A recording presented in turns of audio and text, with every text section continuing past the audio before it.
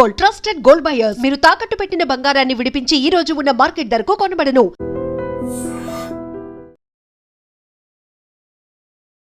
నమస్తే, welcome to I dream. నేను వలి. ప్రస్తుతం లైవ్ కాల్ లో జాయిన్ అయ్యారు రిటైర్డ్ లెఫ్టినెంట్ జనరల్ రావు కమ్ముల గారు. సార్ తో మాట్లాడదాం. నమస్కారం సార్. నమస్కారం అండి.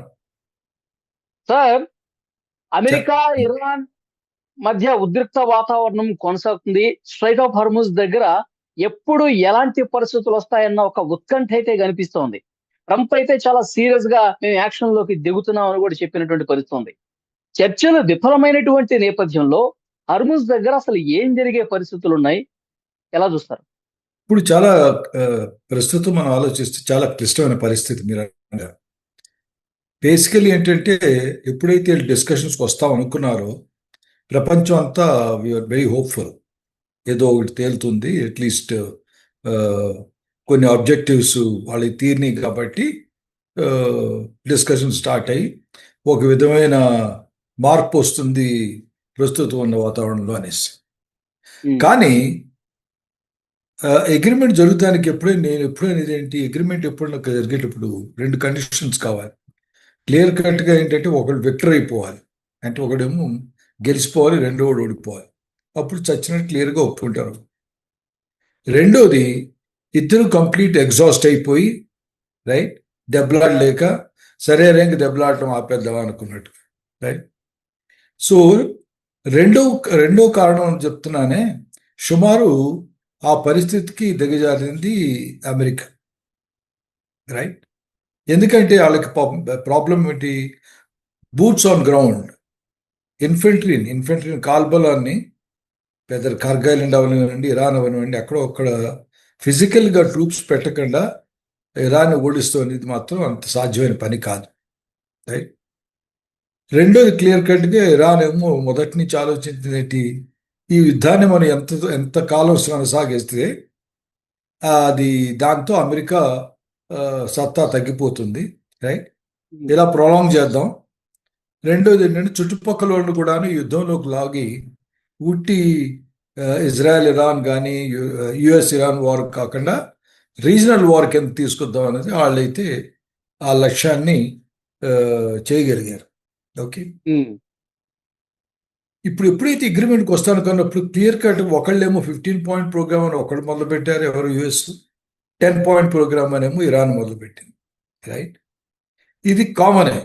ఎప్పుడైతే మనం అగ్రిమెంట్ కోసం చదువుతున్నాం అంటే నాకు ఇది కావాలి అది కావాలి, మనం ఇది ఒప్పుకోవాలి అది ఒప్పుకోవాలి, రెండు పార్టీలు క్లియర్ కట్గా వాళ్ళ యొక్క కోరికలు క్లియర్ కట్గా స్టేట్ చేయటం మాత్రం సహజమే, అందులో డౌట్ ఏమీ లేదు రైట్.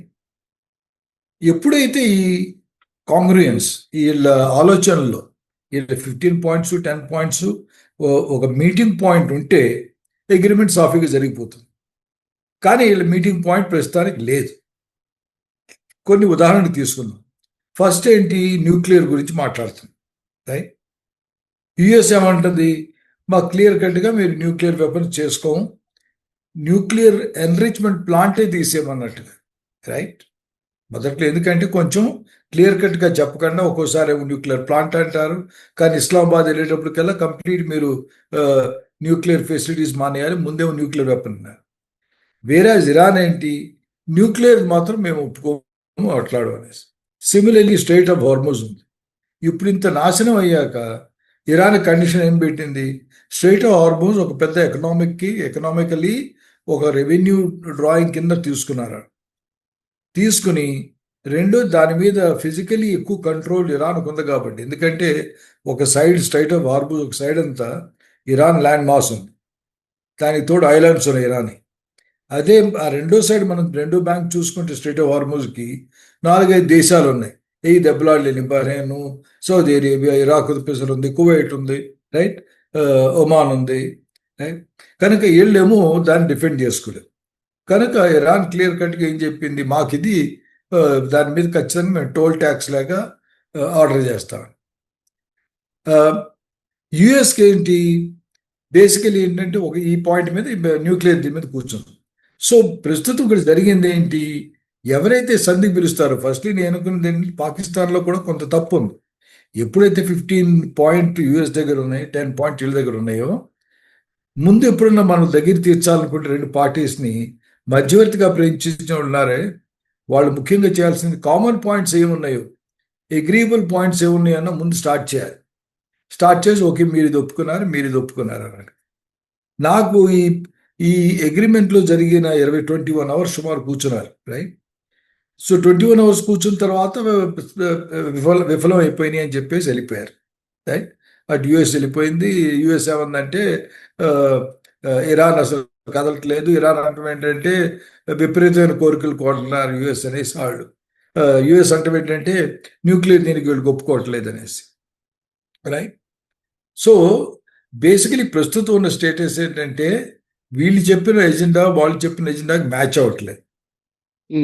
సో ఫస్ట్ మీటింగ్ విఫలమైంది. నేను అనుకోవటం ఏంటంటే ప్రస్తుతం ఫ్యూచర్ జరిగేది ఏంటంటే విఫలమైనా సరే మనసులో కోరికలు ఇద్దరికీ ఉన్నాయి. అటు యుఎస్కి ఉంది, ఇటు ఇరాన్కి ఉంది. యుద్ధం ఇదిగా అవ్వాలి. ఎందుకంటే ఇరాన్ ఏమో విపరీతంగా నాశనం అవుతుంది, ఇంకా దెబ్బలాడవచ్చు కాదట్లేదు.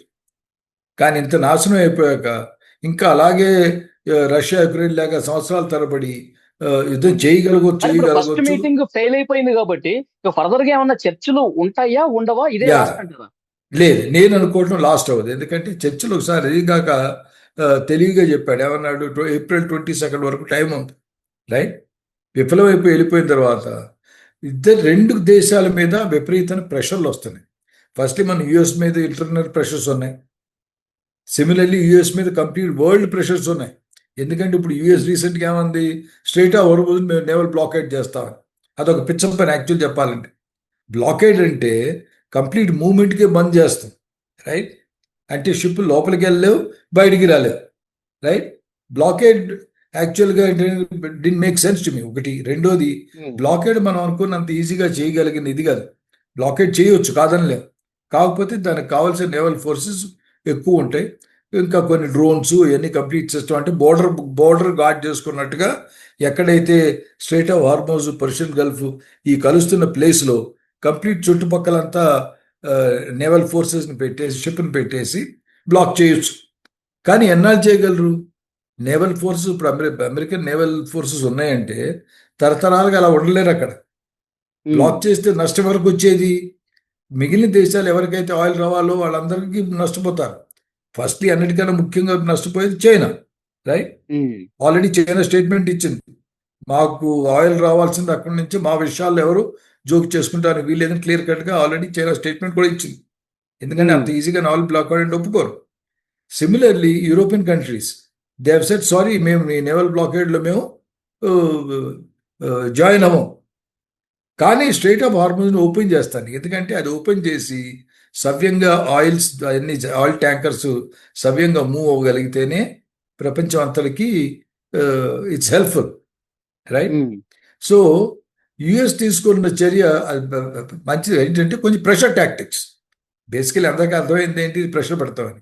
సో ప్రెషర్ పెడితే మళ్ళీ టాక్స్కి వస్తారు కదా అన్నట్టుగా ట్రంప్ చైనా, మీరు అంటున్నట్టు చైనా వార్నింగ్ ఇచ్చింది, మా జోలికి ఎవరు రావద్దు, అది చాలా క్లియర్ గా చెప్పింది. కానీ ట్రంప్ మాత్రం చాలా మొండిగా అక్కడికి నౌకల్ని పంపిస్తున్నాం, కదిలితే ఇంతకు ముందులాగా ఏ ట్యాక్స్ లేకుండా ఫ్రీగా యుద్ధం ముందు ఎలాంటి పరిస్థితులు ఉన్నాయో అలా ఉండాలి, లేదు అంటే గనక ఇరాన్ నౌకలు కూడా బయటకు రాకుండా మేము అడ్డుకుంటామని చెప్పి ఆయన చెప్తా ఉన్నాడు. ఇది చైనా కొంత ఇబ్బందికర పరిస్థితే. ఏంటి సార్, ఇది ఏమన్నా అడుగు ముందుకు పడే పరిస్థితి ఉందా? అడుగు ముందు పడుతుంది. కానీ ఏంటంటే అడుగు ముందు పడే ముందు ఏంటంటే ప్రెషర్ టాక్టిక్స్ చూపించాలని అమెరికా ఇరాన్ మీద ప్రెషర్ చూపిస్తుంది. కానీ ప్రెషర్ మీద పడుతుంది, చైనా మీద పడుతుంది. చైనా కూడా వెళ్ళి ఇరాన్ ఏమంటుంది, బాబు ఏదో ఒక విధంగా సంధి చేసుకో, అగ్రిమెంట్ చేసుకో అన్నట్టుగా, రైట్. అని చైనా చెయ్యాలని అమెరికా అనుకుంటున్నాడు. కానీ చైనా అలా చేస్తుందా లేదా అనేది మనం ఆలోచించాలి. చైనా ఏంటంటే ఆల్రెడీ ఇరాన్కి కొన్ని ఇంకా బెలిస్టిక్ మిసైల్స్ కూడా పంపినట్టు వార్తలు అందుతున్నాయి, రైట్. ఈ వార్లో కూడా యాక్చువల్గా జరుగుతున్నాడు. కనుక ఒక విధంగా ఏంటంటే చైనా ఇండైరెక్ట్గా ఇరాన్ అమెరికాను కొడుతుంటే China is quite happy, right. చైనాకి లోపల సంతోషమే, ఓకే. కానీ నేను అనుకోవటం ఏంటంటే ప్రెషర్స్ రావటం, ఇరాన్ మీద కూడా ఖచ్చితంగా ప్రెషర్స్ వస్తున్నాయి.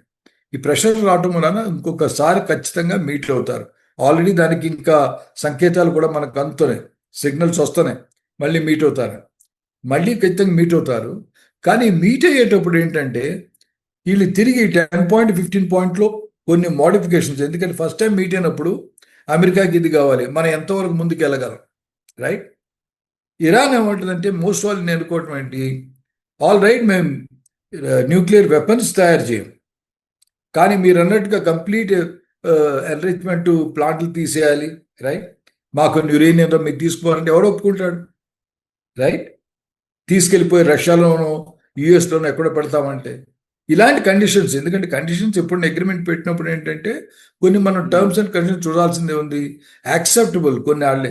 ఇప్పుడు ఏంటంటే ఇక్కడ వాళ్ళ పరపతి, వాళ్ళ ఈగో, అది కూడా డైరెక్ట్గా మనం కొట్టలేము. అమెరికన్ ఈగో అన్న కష్టమే, ఇటు ఇరాన్ కూడాను అంత ఓల్డ్ సివిలైజేషన్, వాళ్ళకి ఈగో ప్రాబ్లమ్స్ ఉన్నాయి ఓవరాల్, రైట్.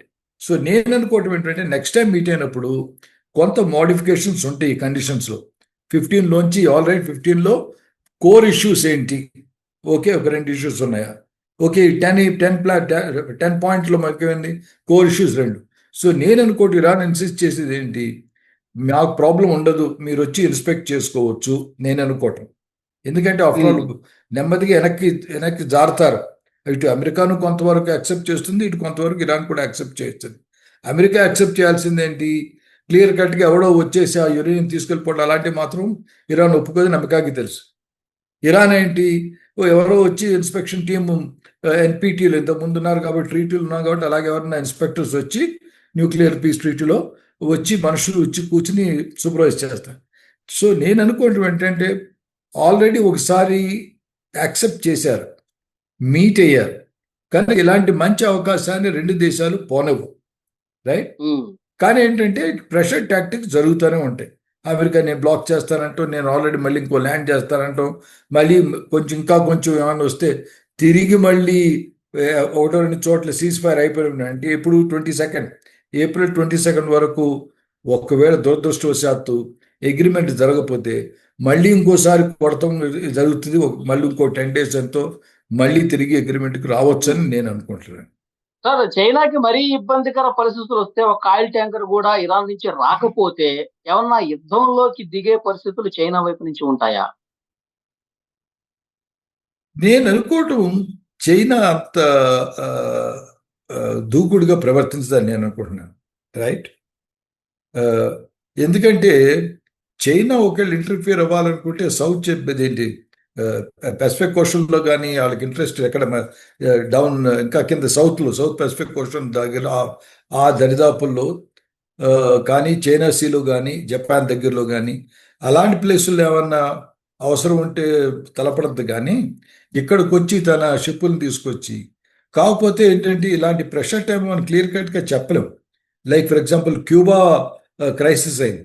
సో కొంతవరకు చైనా అనొచ్చు, నేను కూడా నా ఆయిల్ ట్యాంకర్ తెచ్చుకుంటాను, నా ఒక డిస్ట్రాయర్ని ఒకళ్ళు ఇద్దరు పంపించవచ్చు, దాన్ని సపోర్ట్ చేస్తానికి 2 మిలిటరీ షిప్స్ని ఇప్పుడు మన ఇండియా కూడా వెళ్తుంది కదా. సో అలాంటి చర్యలు కొనసాగవచ్చు, రైట్. క్లియర్ కట్గా ఏంటంటే అమెరికా కూడా ఇప్పుడు ఆలోచిస్తుంది, ఆల్ రైట్ మనం బ్లాకేడ్ చేస్తే ఏంటి, యుద్ధ సామాగ్రి నుంచి బ్లాకేడ్ చేయొచ్చు, కానీ వీళ్ళు ఆయిల్ ట్యాంకర్ తెచ్చుకోవడానికి ఓపెన్ చేస్తాడా, బ్లాకేడ్ ఉన్నా సరే ఆ బ్లాకేడ్లో కొన్ని షిప్ లోపలికి వెళ్తానికి బయటకు వస్తానికి పర్మిట్ చేస్తాడు కూడా. అలాంటి అవసరం ఖచ్చితంగా వస్తుంది. కానీ చైనా డైరెక్ట్గా కన్ఫ్రంటేషన్గా ప్రస్తుతం ఉన్న పరిస్థితుల్లో అయితే డైరెక్ట్గా అమెరికాతో ఫైరింగ్ కానీ ఒక వార్ స్టైల్లో అలాంటి అకేషన్ రాదు అనుకుంటున్నాను. ఓకే సార్, ఇంకొక విషయం, ఇప్పుడు ఇరాన్ చెప్పే దాంట్లో కూడా కొంత ధర్మం ఉంది కదా అని చెప్పి, ఎందుకంటే ఈ టోల్ వసూలు చేసే దాంట్లో దాని గురించి మాట్లాడుతూ ఉన్నారు. ఎందుకంటే యుద్ధం స్టార్ట్ చేసింది అమెరికా ఇజ్రాయెల్, ఇరాన్ ని పూర్తిగా నష్టపరిచింది అమెరికా ఇజ్రాయెల్. ఇప్పుడు నష్టపరిచిన దాన్ని కొంతలో వాళ్ళు బాగు చేసుకోవడానికి టోల్ వసూలు చేసుకుంటున్నారు కదా అన్న ఒక వాదన కూడా వినిపిస్తుంది. ఇది కూడా వసూలు చేయకపోతే మేము ఇంకా నష్టపోతాం కదా అన్నది వాళ్ళ మాట. ఏమంటారు సార్? ఇందులో ఒక్కొక్కసారి ఈ డిస్కషన్స్లో మధ్యవర్తిగా ప్రయత్నించేవాళ్ళు, మీరు అన్నట్టుగా మధ్యవర్తిగా ప్రయత్నించే ఇలాంటి అంటారు. ఆల్ రైట్, టోల్ ట్యాక్స్ అంటున్నాడు కదా, ముందు అసలు విందాం, ఎంత ఛార్జ్ చేస్తాడు, ఏమిటి, ఈజ్ ఇట్ ఎగ్జాబిటెంటా, దాని మూలాన ఆయిల్ మీద ఎఫెక్ట్ పడుతుందా ఫస్ట్లీ. ఎందుకంటే అవుట్ రైట్ అమెరికా మాత్రం ఖచ్చితంగా ఏమంటుంది, ఈజ్ నో బడీ, ఆ సొంతం కాదు స్ట్రైట్ ఆఫ్ హార్మోస్, దాని టోల్ ట్యాక్స్ వెళ్ళేది. ఇదేమో టోల్ ట్యాక్స్ నేను చేసి కూర్చుంటాను, మాకు కష్టాలు ఉన్నాయనేసి, రైట్. సో ఒకవేళ టోల్ ట్యాక్స్ అంటూ వస్తే ఎంత చేయాలి ఎంత అన్న ఇది కూడా ఒకటి వస్తుంది. రెండోది టోల్ ట్యాక్స్ మనం అనుకుంటే రిసీవింగ్ కంట్రీసే కాకుండా ఏ కంట్రీస్ అయితే ఆయిల్ ప్రొడక్షన్లో నుంచి పంపిస్తున్నాయి, వదిలి సౌదీ అరేబియా అనుకోండి, కువైట్ అనుకోండి, కింద బహ్రెయిన్ అనుకోండి, వీళ్ళు కూడా ఇన్వాల్వ్ అవుతారు. కాబట్టి అప్పుడు టోల్ ట్యాక్స్ సంగతి మనం తర్వాత మాట్లాడతాం. మిగిలిన కంట్రీస్తో కూడా డిస్కస్ చేసి కానీ మనం కనుక ఈ రెండు కంట్రీస్ డిసైడ్ చేసేసి నేను చేస్తాను చేయకూడదు, ఎందుకంటే ఎఫెక్టెడ్ పార్టీస్ ఒకటి ఉన్నారు, ఇరాన్ ఒకటి కరెక్టే, కానీ మిగిలిన ఉన్నాయి కదా affected parties, right? So toll tax అనేది ఎఫెక్టెడ్ కంట్రీస్ అన్నింటిలో డిస్కస్ చేసి కానీ అది ఒప్పుకోలేరు. కనుక డిస్కషన్స్లో నేర్చుకోవడం ఏంటంటే ఇరాన్ ఉజ్బెకిస్తాన్కి ఏమంటారు, ఆల్ రైట్ టోల్ ట్యాక్స్ తర్వాత మాట్లాడదాం, కానీ ముందు స్టేట్ ఆఫ్ హార్మజ్ ఓపెన్ చేయి. టోల్ ట్యాక్స్ చేయాలంటే అన్ని దేశాలు ఎఫెక్టెడ్ కాబట్టి వాళ్ళని కూడా డిస్కస్ చేయాలి. కనుక అలాంటివి ఏమైనా జరగవచ్చని ఒక ఆలోచన. ఓకే సార్, ఇప్పుడు రష్యా అంటోంది మధ్యవర్తిత్వానికి మేము రెడీ అంటుంది. అలాగూ పాకిస్తాన్లో ఫెయిల్ అయిపోయినాయి కాబట్టి మధ్యవర్తిత్వం చేయడానికి నేను సిద్ధంగా ఉన్నానని చెప్తున్నాను. చాలా మంది చెప్తా ఉన్నారు భారత్ కి ఏం తక్కువ, ఇనిషియేట్ తీసుకుని అందరితో మంచి సంబంధాలు ఉన్నాయి కదా, ఈ పాత్ర భారత్ తీసుకుని ఎందుకు సక్సెస్ చేయకూడదని కొంతమంది మాట్లాడుతున్నారు. ఏమంటారు సార్? ఫస్ట్లీ రష్యాది యాక్సెప్టబిలిటీ నేను అనుకోవటం యుఎస్ ఒప్పుకోదు, ఫస్ట్ నేను అనుకోవడం. నెక్స్ట్ థింగ్ ఇంట్రెస్టింగ్, మీరు అన్నారు మన దేశం ఇందులో ఎందుకు పాల్పడదని. ఒక విధంగా ఆలోచిస్తే అందులో కొంత ప్రాక్టికాలిటీ ఉంది, రైట్? కానీ ఏంటంటే మన దేశం ఇప్పుడు ఆలోచించాల్సింది, ఫస్ట్ మన దేశం క్లియర్ కట్గా అమెరికా మనం ఏదైనా చెప్తే వినే దీంట్లో ఉందా లేదా, రైట్? సత్సంబంధాలు మంచి సంబంధాలు ఉన్నాయా లేవా, ఆ కాన్ఫిడెన్స్ లేకుండా ఊరికే మేము ఉన్నాం మేము సంధికి వస్తాం అనేటప్పటికి, ఇప్పుడు పాకిస్తాన్ సంధికి పిలిచింది, ఊరికే ఏదో టేబుల్ వేసి భోజనం పెట్టేసి హోటల్ పెట్టేసి అరేంజ్మెంట్ కాదు కదా. సంధి చేయటం అంటే పాకిస్తాన్ చేసింది అంతే, అంతకని ఏం చేసింది. కానీ ఎవరైతే సంధి చేస్తున్నారో మధ్యవర్తిగా ఉన్నారో వాళ్ళు బేసికలీ వాళ్ళ బుజ్జగింపు అవనండి, వాళ్ళ మాటలు అవనండి, వాళ్ళ వ్యూస్ అవనివ్వండి, రెండు దేశాలు వినగలగాలి, విని అర్థం చేసుకోవాలి, రైట్? సో ప్రస్తుతం నేను అనుకోవటం మన దేశ పరిస్థితి ఇరాన్ కొంతవరకు విన్నా సరే, యుఎస్ మాత్రం మనకి ఇంకా అంత మన వ్యూ వినే పరిస్థితులు లేవు. అంటే ఇండియా వైపు ట్రంప్ అంత పాజిటివ్ గా ఉండే అవకాశం లేకపోవచ్చు మీరు అన్నట్టు. ఎందుకంటే పాకిస్తాన్ ప్రధాని షహబాజ్ షరీఫ్ అక్కడ ఆర్మీ చీఫ్ ఉన్నటువంటి ఆసిమ్ మునీర్ వీళ్ళిద్దరూ ట్రంప్ కి హీరోలా కనిపిస్తున్నాడు సార్, సూపర్ మ్యాన్స్ అని చెప్పి సంబోధిస్తా ఉన్నాడు. మరి మోడీ గారిని ఆ విధంగా చూడటానికి ఆయన ఇష్టపడకపోవచ్చు, ఆ క్రెడిట్ మోడీ గారికి ఇవ్వడానికి ట్రంప్ ఇష్టపడవచ్చు. ఫస్ట్ ఏంటంటే ట్రంప్ ఒక అసెస్మెంట్లు ఇది హీరో అంటాం హీరోయిన్ అంటాం ఇవి ఉన్నాయి, నేను దాని మీద పెద్ద, ఎందుకంటే he's a very unpredictable man. ఇవాళ ఒక మాట అంటాడు, రేపు అంటాడు. ఇంత ముందు మోడీ గారితో ఉన్నప్పుడు మోడీ గారిని ఎత్తేసాడు, అమెరికా వెళ్ళినప్పుడు ఫస్ట్ టైం ఎలక్షన్లో విపరీతంగా, ఇంతకన్నా పెద్ద మంచి నాయకుడు లేదన్నట్టుగా తను మాట్లాడగలిగాడు. ఎందుకంటే అప్పుడు అవసరం ఉంది, ఇండియన్ ఓటర్స్ అక్కడ ఉన్నారు కాబట్టి వాళ్ళ అవసరం ఉంది. కనుక మోడీ ఇలాంటి పని, ఇప్పుడు ఆసిఫ్ మునీర్నేమో ఫీల్డ్ మార్షల్, అలాంటి ఫీల్డ్ మార్షల్ని చూడలేదు, మా దేశంలో కూడా చూడలేదు అన్నట్టుగా మాట్లాడాడు. ఆ ఫీల్డ్ మార్షల్ ఒక ఆర్మీ చీఫ్ను భోజనానికి పిలిచాడు. కనుక ఇది చేస్తున్న ఒక విధంగా ఏంటంటే క్రాక్ టైప్ మనుషులు, అలా తొగ్లకంటామే ఆ టైప్ కొన్ని విషయాలు ఉన్నాయి, దానికి లాజిక్ కనిపించదు. కనుక ఆడేదో అన్నాడు అనేసి పాకిస్తాన్ నేను అంత ఇదేం చేయను. కాకపోతే ఏంటంటే ప్రస్తుతం మనకంత సత్తా ఉందా, మనం చెప్పిన వ్యూ వింటాడా, రైట్? నేను నా యొక్క ఒపీనియన్లో ప్రస్తుతం మన పరిస్థితుల్లో లేవు. కాకపోతే మనం ఇంకా ఒకటి రెండు దేశాలు కలిసికట్టుగా ఒకటి మధ్యవర్తి మేము డిస్కషన్లో ఉంటామంటే, కానీ దానికి ఒప్పుకోపోవచ్చు. ఎందుకంటే యుఎస్ కూడాను ఈగో ప్రాబ్లమ్స్ ఎక్కువ ఉన్నాయి ట్రంప్కి. ఆల్రెడీ ఫైనల్లీ అంటున్నాడు డైరెక్ట్గా చర్చలు సాగొచ్చా అన్నట్టుగా. సో ఇంతకుముందు ఆల్రెడీ జెనీవాలో జరిగినప్పుడు చర్చలు మనకు గుర్తుంటే ఖతారు వీళ్ళు మధ్యవర్తిత్వం చేసింది.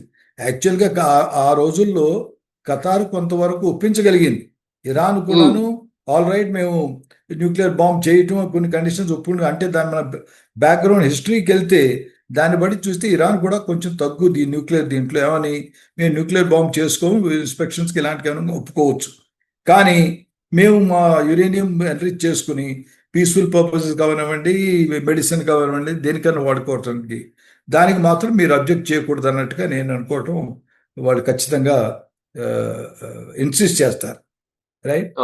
ఇప్పుడు యుఎస్ వ్యూకి మటుకు ఇంకా కొంత మనం చూడని కోణం ఏమిటి, ఇజ్రాయెల్ ఏం ప్రెషర్ తీసుకొస్తా యూఎస్ మీద, అది ప్రాబ్లం. అది మనం ఇంకా ఊహించలేదు. ఇజ్రాయెల్ క్లియర్ కట్గా ఏమంటుంది, ఇరాన్ నాశనం చేయాలి, అంతవరకు వదలకూడదు, ఖచ్చితంగా ఆ దగ్గర అనువదు. సో యుఎస్ మీద ఇజ్రాయెల్ ప్రెషర్స్ మాత్రం విపరీతంగా పడుతుంది, రైట్? సో ఆ ప్రెషర్కి ట్రంప్ ఎంతవరకు ఆగగలడు?